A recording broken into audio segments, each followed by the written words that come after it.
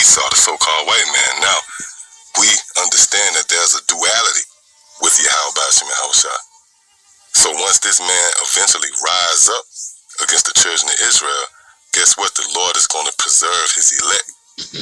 Which those of you out there who have made this truth your refuge, you qualify to occupy that lot. Which brings me right here to the book of Proverbs, the 2nd chapter. And starting at the 10th verse, it says, when wisdom entereth into thine heart, and knowledge is pleasant unto thy soul, discretion shall preserve thee. Discretion shall preserve thee. Understanding shall keep thee. Yeah, and this is pretty much the method to the madness, if you will. The reasoning behind the Lord allowing access to this truth was to stabilize us.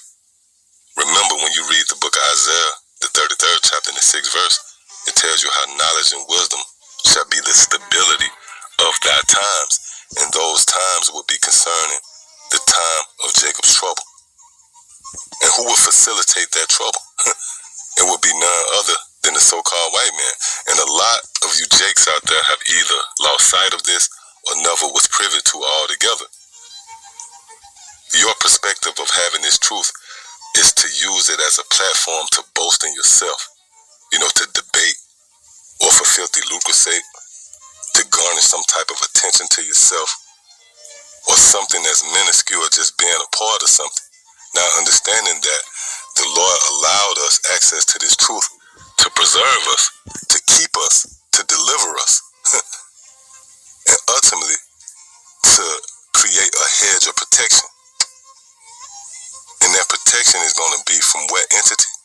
Well, let's read on. Verse 12, to deliver thee from the way of the evil man.